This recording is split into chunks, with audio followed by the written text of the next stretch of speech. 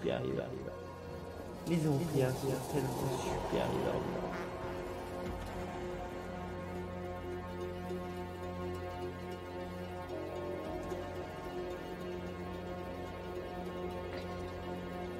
Humainement, vous êtes tellement supérieur.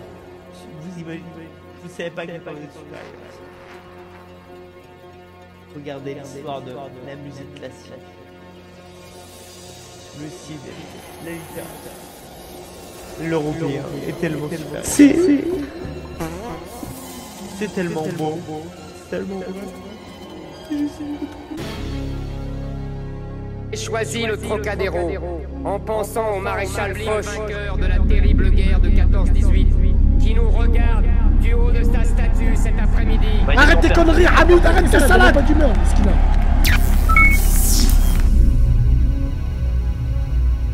Et pourquoi, frérot, je comprends pas. Hamid, il est où le blême? J'ai choisi. Parce que ce genre de mec là, quand tu parles, c'est lui-même, il est là, il... De Gaulle qui fit ici, Voilà. sur cette place. Jacques, pour nous... À côté, un Chinois et qu'un débilement. J'ai choisi le Trocadéro en pensant au maréchal Foch. Tu as peu plus bas. Regarde du haut de sa statue cet après-midi.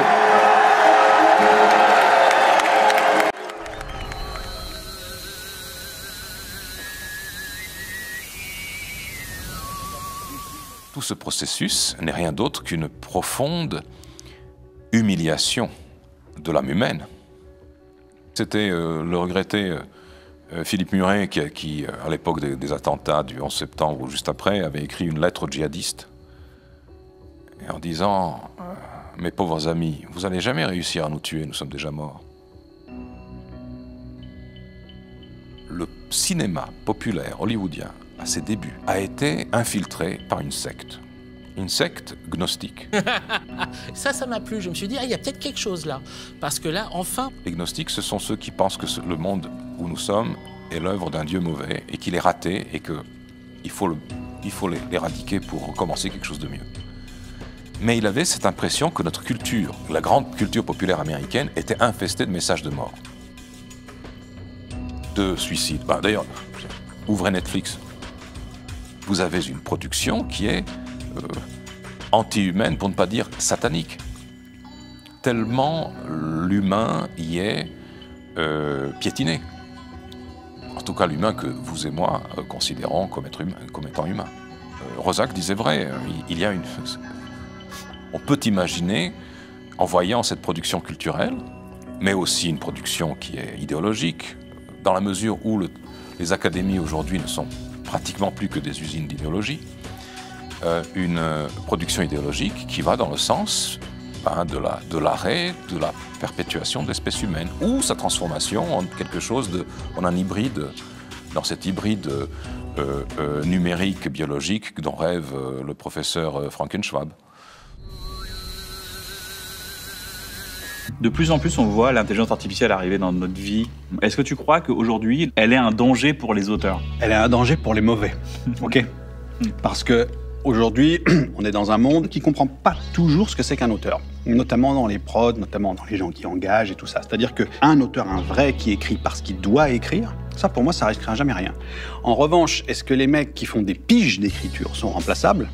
Ils le disent eux-mêmes. Ils disent, je sais pas moi-même dans ce que j'écris, c'est que je remplis une fonction. Tu veux dire que le métier d'auteur, à la base, c'est sortir quelque chose de sincère de ses tripes? Oh, je pense que c'est pire que ça. Je pense que moi, ce qui me bouleverse au fond des choses, c'est de savoir que c'est un humain qui l'a fait. Parce que je sais que si on fait ça, on partage en commun un conflit. On partage une souffrance, on partage un passé, une enfance. On est en train de remettre quelque chose dans une composition, dans un texte, dans quelque chose. Et du coup, pour moi, c'est intouchable. Je pense que ce qui me bouleverse dans les œuvres, c'est de savoir que celui qui l'a fait a eu besoin de le faire. Si personne n'a eu besoin de le faire, ça m'intéresse moins. Tu vois, par exemple, Flaubert, quand il décrit le bas d'une robe ou un truc qui fait un bruit particulier, tu te dis, mais il sait comment je marche, ce mec. Ou Maupassant, quand il tourne sa tête comme ça sur Rouen, quand il est au bord du fleuve, il dit pas Rouen avec le toit des clochers. Non, il dit Rouen et le peuple pointu des clochers gothiques. Si une IA sort le peuple pointu des clochers gothiques, Ça m'intéresse plus parce que c'est pas un humain. Faut pas oublier qu'un ordinateur, c'est un sachet d'interrupteurs. Alors, oui, il y en a des milliards, mais c'est jamais que des choses qu'on éteint et qu'on allume. Ils en ont rien à foutre de la souffrance, les IA. Ils en ont rien à foutre de l'identité.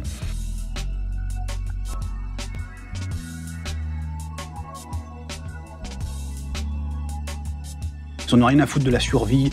Ils en ont rien à foutre du doute. Ils en ont rien à foutre de la frustration. Ils la connaissent pas, d'ailleurs.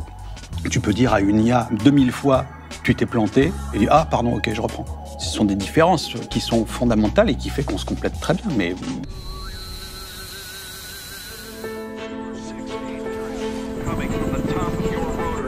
Je suis Sylvain Després. J'ai passé ma vie principalement dans le graphisme, la direction artistique, le dessin, et j'ai beaucoup travaillé dans le cinéma. Aziz, lumière!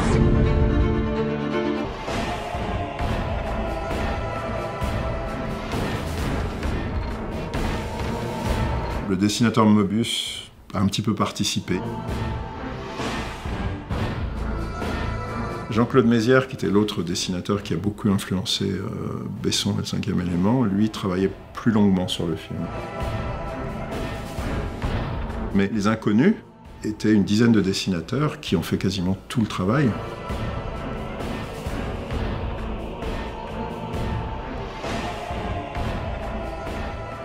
Plus de 60% des décors qui ont été utilisés dans le film ont été créés par un type, Patrice Garcia, qui à l'époque pouvait même pas s'offrir l'hôtel tellement il était mal payé. Et Jean Giraud disait que pour lui, l'industrie au sens large, comme le cinéma, la télé, l'animation, tous ces trucs-là, ce sont des machines à broyer les artistes. Il était très conscient du fait qu'un dessinateur professionnel, qui roule sa bosse, qui essaie de gagner sa petite pige, se fait marteler à longueur de journée et voit son âme se détruire. Il disait qu'il faudrait presque pouvoir rajouter une taxe à ce travail pour réparer les dégâts qui sont faits à l'âme humaine. La réalité, c'est que j'ai une vision qui peut être très noire de ce que c'est que ce métier. Les gens voient des jeunes illustrateurs ou des jeunes artistes et se disent « on se le passe à la casserole, on prend tous ses droits, fais-lui signer le truc, il connaît pas le droit, la propriété intellectuelle, t'inquiète pas, il ira jamais jusqu'à la page 52. » Et les gens se trouvent dépossédés de leur création. Les gens qui font ce métier sont des gens qui sont à fleur de peau. Parce que si vous cassez cette sensibilité, vous avez un comptable. Personne ne veut demander à un comptable d'imaginer des mondes et des univers et de créer de la beauté. On sait très bien que c'est impossible. Malheureusement, il faut la peau d'un comptable pour survivre dans cette industrie. Il faut la peau d'un gangster, quasiment. On est dans un système qui a bien appris à exploiter les gens sensibles. Je fais une aparté. Étienne Klein, bon, on avait déjà vu la petite parenthèse avec le lapin taquin qui l'avait un petit peu taquiné avec son emploi de l'ethnographie qui démontrait bien que le concept de l'humanité n'est pas partagé et que le fucking white male, lui, doit être universel. Par contre, on peut se palucher puis admirer la véhémence et le caractère guerrier des autres ethnies. Pour les Indiens Kayapo que j'ai rencontrés, l'humanité ne s'arrête pas à l'homme. C'est-à-dire font partie de l'humanité, l'air qu'ils respirent, le gibier qu'ils chassent, les plantes dont ils se nourrissent, et la planète Mars qu'on voit à l'œil nu. Alors que pour nous, Mars, c'est pas l'humanité. En revanche, pour nous qui avons conçu une idée universelle de l'humanité, nous considérons que tous les humains font partie de la même humanité. Pour les Indiens Kayapo, la tribu d'à côté, c'est des barbares. Et quand je dis les Indiens, ça vaut aussi pour les Chinois et tous les autres. Les non-blancs. D'accord ? Donc il n'y a pas de séparation chez eux entre l'homme et la nature, mais il y a un clivage au sein de l'humanité entre ceux qui appartiennent à telle tribu et ceux qui appartiennent à une autre tribu. Mais c'est pas ça. Étienne Klein et Freud. Je vais pas parler de Freud. Si même mon frère l'a dézingué en reprenant les livres noirs, c'est pas exceptionnel. Par contre, pour une fois, combinaison des deux, intéressant. Donc dans ce zapping, je vous fais un petit clin d'œil parce que ça parle du temps, de la notion de la séparation du temps et du devenir, de la cause et de l'effet. Enfin bref, ça me fait penser un petit clin d'œil aussi à Delavier qui s'est fait dézinguer par, comment il s'appelle, Pierrot le Fou ou Jacques le Fou, enfin je sais plus, mon fou, mais d'ailleurs, lapsus, parce qu'il connaissait pas les principes, les 3 principes de la logique et de ce qu'il appelait la rationalité. Ouais, bon, ben cours de logique de base en première année de philo. Pour valider ton crédit, tu dois faire un petit cours de logique et ça finit avec Frege. Ouais, super. Bon, pas mal, parce qu'on parle du rêve. Et pour une fois, moi je vois autre chose que la psychanalyse un peu coince, con, pédo-hédoniste. Bon bref, allez, parti. L'inconscient ignore le temps. L'inconscient ne sait pas ce que c'est que le temps. Il veut ainsi signifier que l'inconscient ne subit pas les effets du temps, au sens où il ne décline pas, il ne change pas. L'inconscient est invariable. Il n'y a pas de date, dit-il, dans les rêves. On peut retrouver un rêve, ou on peut retrouver plutôt en rêve une multitude de détails d'un événement passé qu'on serait bien en peine de se remémorer à l'état de veille. Autre argument de Freud, un même rêve analysé à des années d'intervalle donnera toujours les mêmes associations, comme si aucun processus, à part la cure, ne semblait capable d'éroder dans l'inconscient les marques du passé. Et donc, son idée, c'est que rien ne peut affecter ce qui est stocké dans l'inconscient. De plus, ajoute-t-il, dans les rêves, le flux du temps, le cours du temps, ne chemine pas toujours de l'avant vers l'arrière ou vers l'après. Ainsi, au lieu de penser le temps sur le modèle d'un flux homogène contraint par la causalité, le discours inconscient met en scène une temporalité démembrée. Au lieu de se succéder linéairement, ces diverses parties sont en tension les unes avec les autres, les différentes époques se mêlent et se juxtaposent à la façon de couches de lave successives. L'inconscient se contente de garder trace, en dehors de toute relation temporelle linéaire, des dépôts du passé qui ne sont retenus qu'en fonction de leur intensité et qui peuvent toujours se contaminer les uns les autres, au point de parfois brouiller l'ordre de leur succession. Dans un rêve, on peut voir un lapin courir après un chasseur. Et lorsqu'il met ensemble tous ces éléments, le temps dans l'inconscient apparaît effectivement éclaté, pour reprendre l'expression d'André Green. C'est précisément parce qu'il ne change pas qu'on doit dire que l'inconscient est temporel. Il existe à tous les instants du temps, et c'est ce qui lui permet d'être invariable. Il échappe à la flèche du temps, soit, mais cela n'implique nullement qu'il soit hors du temps. Il baigne simplement dans un temps sans devenir, et cette phrase est évidemment très forte dès lors que vous distinguez le temps du devenir. Satan est l'ennemi du genre humain. C'est tout. Donc c'est dans ce sens-là, effectivement. Oui, dans le sens où, que vous croyez à son existence ou pas, l'idée de Satan à travers l'histoire résume toutes les énergies qui nous conduisent à notre perte et à une perte à laquelle nous collaborons. Je veux dire, une avalanche conduit aussi à notre perte si nous nous trouvons dessous, mais nous n'y collaborons pas. En revanche, le satanisme conduit à notre perte, mais nous y collaborons. C'est-à-dire une sorte de refroidissement du cœur de l'être humain. La glaciation du cœur de l'être humain, exactement. La robotisation même. Oui, l'abolition de l'homme. Il y a un texte là-dessus, auquel je me réfère très souvent, que je vous recommande de lire, Toutes affaires cessantes. C'est un texte de 1943, écrit par le grand médiéviste et écrivain pour la jeunesse C.S. Lewis, les Chroniques de Narnia. Et il a écrit ce texte de 80 pages qui s'intitule L'abolition de l'homme, où il montre que l'idéologie dans laquelle est entrée la société développée, enfin l'Occident scientiste, est une idéologie de destruction de tout ce qui distingue l'être humain d'une quelconque créature biologique ou d'un mécanisme.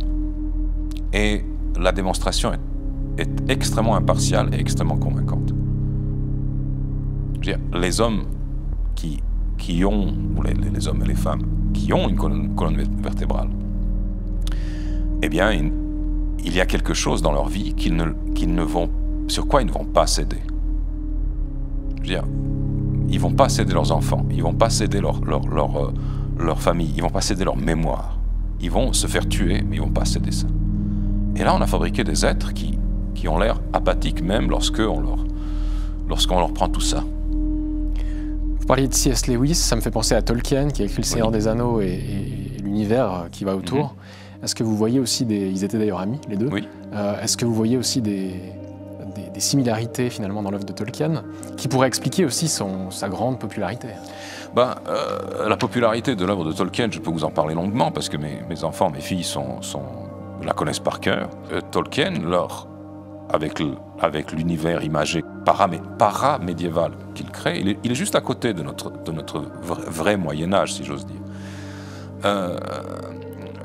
Avec cet univers, il leur redonne cette sève. Il rappelle qu'il y a des choses qui sont au-delà des conventions, qui sont au-delà du rationalisme. Qu'il y a des choses pour lesquelles on se bat, pour lesquelles on traverse les flammes de l'enfer. Et sans ça, il n'y a pas d'humanité. Ce qui pourrait expliquer aussi le succès de Harry Potter. Ça, à mon avis, c'est différent. Le monde d'Harry Potter est un monde magique, c'est-à-dire technologique. Tandis que le monde de Tolkien est un monde héroïque, c'est-à-dire humain. La magie n'est rien d'autre que... La technologie n'est rien d'autre qu'une magie qui réussit à tous les coups. Et donc vous pensez qu'Harry Potter, dans ce cadre-là, s'inscrit finalement dans une mouvance plus transhumaniste? Oui. La magie, c'est quoi? La magie, c'est le rêve très ancien et présent dans toutes les sociétés humaines de prise de pouvoir sur le réel, sur la matière et sur soi et sur autrui, d'extension de ces pouvoirs. Sans que cette extension de pouvoir soit complétée ou compensée par une élévation spirituelle. Mais enfin, on veut faire la différence entre la magie noire et la magie blanche. La magie noire qui serait hostile, donc qui serait vraiment une prise de pouvoir, la magie blanche non. Enfin, l'important, c'est que sans se développer spirituellement, l'être humain soit capable d'étendre ses pouvoirs, d'avoir le bras plus long, l'œil plus pénétrant, la parole plus convaincante, de pouvoir flanquer une maladie à son adversaire ou à son concurrent, etc. C'est toutes ces promesses, c'est la technologie qui les réalise. On devient, je veux dire, vous avez vu le film Le Dernier Samouraï? Ben voilà. Le samouraï est quelqu'un c'est un parfait guerrier. C'est quelqu'un qui a passé des mois et des années, ne serait-ce qu'à affûter son épée, qui a développé des connaissances extraordinaires, une endurance, et qui finit fauché par des mitrailleuses, opéré par des crétins, des débiles, qui auront le pouvoir magique de la mitrailleuse, que l'épée ne donne pas. En revanche, le monde de l'épée exige d'autres qualités, mais qui sont des qualités humaines. L'adresse, le courage, l'intelligence de situation, etc. Vous parlez de spiritualité, de nécessité de se relier à une forme de spiritualité. Est-ce que vous voyez actuellement, parce qu'on a beaucoup parlé de cette décadence de la civilisation occidentale, d'une certaine manière, de la culture aussi qui va avec, est-ce que vous voyez aujourd'hui des formes de renouveau, peut-être des petites étincelles comme ça, des nouvelles aspirations qui émergent vers autre chose? Certainement.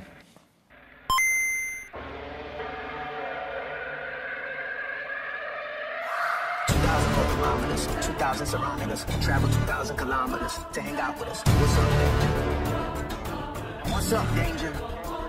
Hey, you didn't know they doubted us. Picture that more marvelous. Sound of us ominous. Vibes and I get synonymous. What's up, danger? Hey, don't be a stranger. Cause I like high chances that I might lose. I like it all on the edge, just like you. Hey, I like tall buildings so I can leap off of them. I go hard with it no matter how dark it is. I'm gonna show on my toes. I could keep the world balanced on my nose. I had to slap the party with all my foes. Wear them like a badge on my clothes.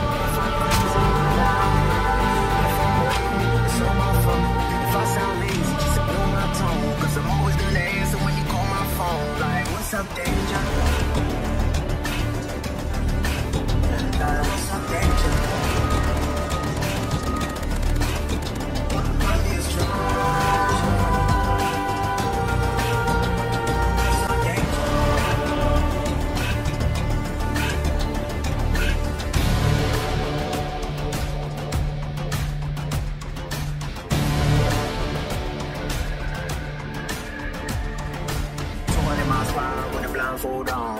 I'm always asking where did I go wrong. What's up, danger? What's up, danger? Travel 200 miles, I'm knocking at your door. And I don't really care if you ain't done wrong. Come on, what's up, danger? Don't be a stranger.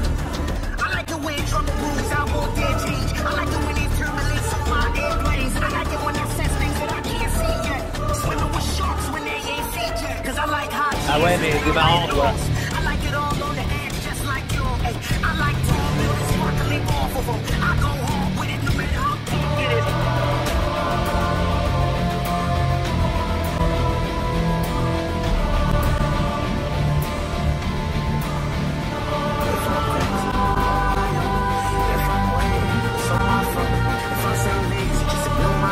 Cause I'm always gonna answer when you call my phone. Like, what's up, danger? Like, what's up, danger?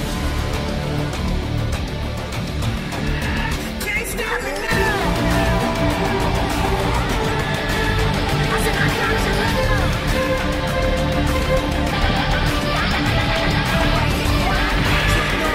I won't leave, I want more. What's up, danger? What's up, danger? Can't stop me now! Yeah! I said I got you now! What's up, danger? What's up, danger?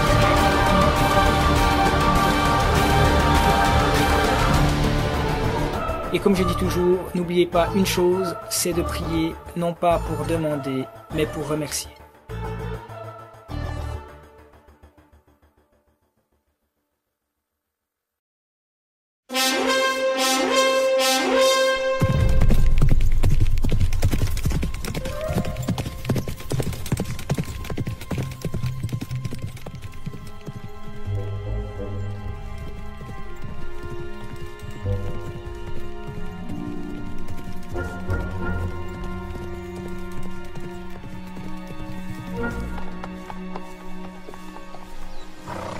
Ah! Et la Coven, c'est pas dommage. Quand je vous demande de venir, c'est possible que ça dure un peu moins d'une plombe et demie ou pas? J'étais en train de faire un truc. Mais quand c'est moi qui demande, vous laissez tout tomber et vous vous pointez. Une fois pour toutes, vous êtes ma pote. Je comprends pas que vous l'ayez pas encore compris, ça. Ah, attention, hein. Oubliez pas que je viens de la forêt. Ah, j'ai pas besoin de vous, moi. Si je veux, je peux vivre dans une cabane que je construis tout seul et je peux manger des racines. Attention. Quoi, vous voulez vous barrer? J'ai pas dit ça. J'ai dit que si je voulais, je pouvais me marrer. Alors attention à ce que vous dites. Alors, moi, je vous dis que quand je vous appelle, vous radiner, ou la forêt, c'est moi qui vous y renvoie un coup de poing dans le lion. C'est clair, ça? Oui, bon. Vous voulez me voir, pour?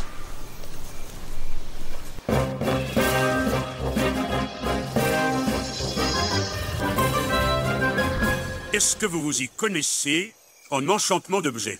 En quoi? En enchantement d'objets. Vous avez pas utilisé le bon terme, là. Expliquez-moi, vous voulez faire quoi? Eh ben, je voudrais enchanter un objet. Ah, alors là, oui, d'accord. C'est d'enchantement d'objets. Non, mais... Oui, bon, oubliez pas, je peux traîner avec lui dans une cabane. Fermez-la, écoutez-moi. Je sais que ça existe, parce que je l'ai lu, je sais plus où. Je voudrais fabriquer des grandes plaques. Un cadre en bois avec du tissu tendu dessus, j'en sais rien, pas. Et les enchanter pour qu'on puisse se dissimuler derrière. Alors, déjà, le bois, je dis oui. Mais le tissu, je dis méfiance. Pourquoi non? Solidité. Solidité par rapport à quoi? Par rapport au bois. Autant le bois, si vous le traitez correctement, c'est un matériau qui vous lâchera pas. Autant le tissu, une fois qu'il est usé, il n'y a plus rien à faire. Ouais. Non, oui, non, mais d'accord, mais ça m'intéresse pas, là. On verra bien comment est-ce qu'on les construit, les plaques. Moi, ce qui m'intéresse, c'est de savoir si vous sauriez les enchanter pour qu'on puisse se dissimuler derrière. Ce que vous voudriez, c'est quand vous passez derrière la plaque, en bon tissu sans calcul le mieux, vous disparaissez. Voilà. Il n'y a pas besoin de les enchanter pour ça. Comment savez-vous devant que si? Bah non. Mettons, vous fabriquez vos plaques. Bon, vous faites votre cadre en bois. Surtout derrière, vous traitez bien le bois. Sinon, dès qu'il pleut, ça gonfle. N'oubliez pas que le bois est une matière vivante. Ensuite, vous recouvrez le cadre. Alors, soit avec du tissu, là, je vous le conseille pas, soit avec de la petite plaquette en bois. Vous faites en somme une sorte de plancher. Hein, comme ça, vous avez tout bois. Hein, et là, vous recouvrez le tout. Et là, vous avez votre cadre. Bah, regardez. Mettons que ça, c'est ma plaque. Hein. Regardez. Si je me mets derrière, je disparais.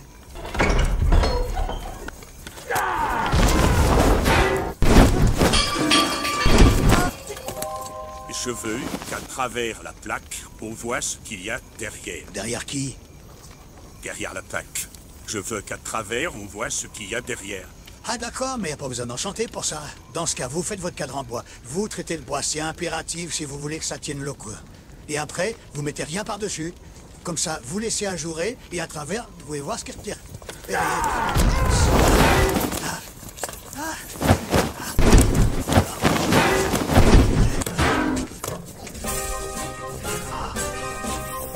On voit ce qu'il y a derrière. Et quand je passe derrière, on voit ce qu'il y a derrière, mais on ne me voit pas moi. Ce qui fait que quand je porte la plaque, on ne me voit pas moi, et on ne voit pas non plus la plaque parce qu'elle affiche ce qu'il y a derrière. À la limite, on voit juste mes doigts qui tiennent la plaque. Et si on voit ni vous ni la plaque, ça sert à quoi? À être invisible. Mais vous préférez pas être directement invisible? Mais si, mais vous savez pas rendre invisible. C'est pour ça que je vous parle d'enchanter un objet qui me rend invisible. De toute façon, je sais pas non plus enchanter des objets. Par contre, quand vous aurez fabriqué vos cadres, vous me les passez, je vous les traite.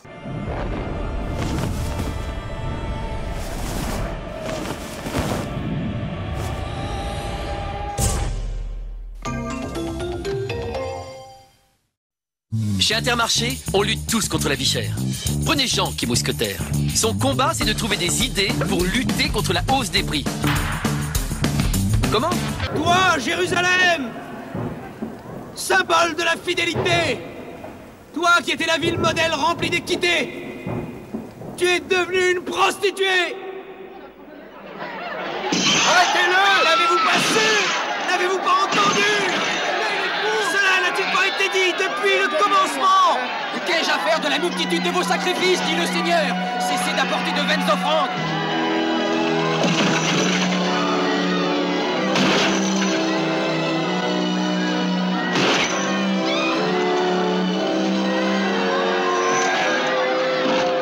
Mes pièces d'or! Rendez-moi mes pièces d'or!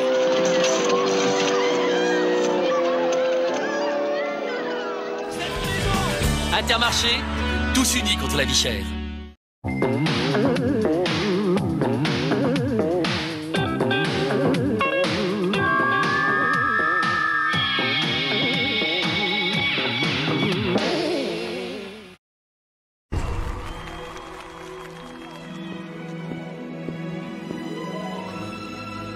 L'Église chrétienne ment.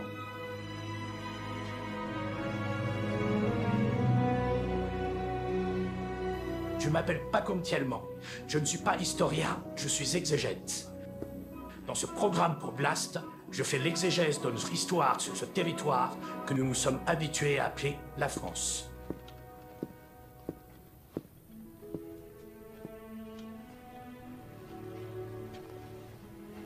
Ce que j'aimerais dire, c'est... Le roman national ment, la France n'a jamais été chrétienne. Et Hermione, bien sûr. Celle-ci est subjective et même très subjective. Comme dirait l'autre, même si nous essayerons d'être le plus rigoureux possible. Si vous n'aimez pas mon histoire de France, écrivez la vôtre.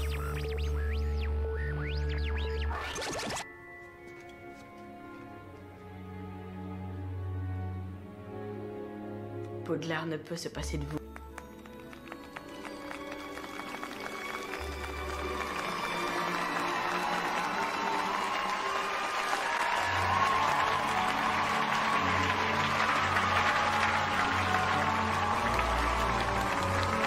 C'est insupportable,